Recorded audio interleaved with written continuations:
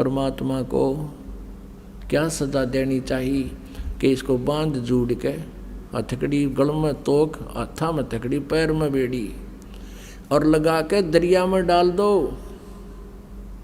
गंगा में।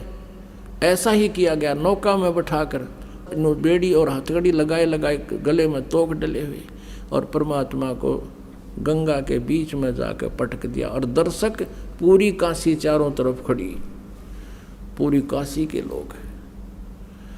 अब वो परमात्मा को जो जल में पटका, हथकड़ी बेड़ी अपने आप टूट के एक तरफ गिर गई और परमात्मा उस जल पर ऐसे बैठ गए जैसे थल पर बैठा करे और नीचे से लहरें खूब उमड़ उमड़ कर जा रही हैं।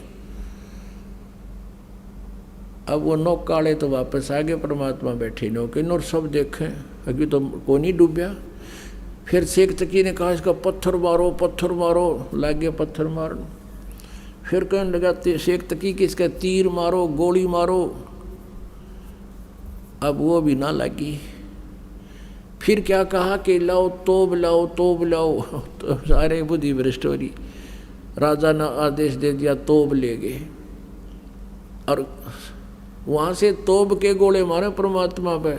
वो कोई तो उड़े फंसे, हाँ, या फिर दूर जाकर पड़ा मन मानो 2 किलोमीटर दूर की तो जोड़ तालाब में परमात्मा ने इसी जगह ना पड़न दिया कि तोड़ का नाश करते हैं। कहते हैं 4 पैर तक है, ओए होए, यानी 12 घंटे तक वो दुष्ट आत्मा परमात्मा पर तोब के गोले, गोली, पत्थर, लट, कितना जो आत्मा जब मारे थे और दाता का कुछ ना बिगड़ा। गरीबदास जी कहते हैं, गरीबदास उस पुरी में सबकी बुद्धि का नाश है और फिर भी उनके सभी की बुद्धि का नाश हो रहा है। नो पहचान नहीं सके रहा भगवान बैठा और इसका कोई असर नहीं हो रहा। पैर पकड़ लो हैं और माफी मांग लो। फिर परमात्मा ने सोचा कि ये शेख तक की इन भोली आत्माओं का कि न्यू रिहर्सल कराएं जागा। एकदम नीचे बैठ गए जल में, डूबते दिख गए। सब ने खुशी बनाई, डूब गए डूब गए डूब गए। फिर गिरती रेग इसके ऊपर। शेख तकी ने भेजे रविदास जी के पास कि पूछो वो कहाँ है, भगवान कहा करता कबीर को भगवान है कबीर, भगवान है कबीर, पूछो कहाँ है वो। वहाँ गए तो कबीर जी वहाँ एक तारा लेकर अपने शब्द करने लगे। उन्होंने देख कर उल्टे भाग लिया, जी वो बैठा वो बैठा वो बैठा।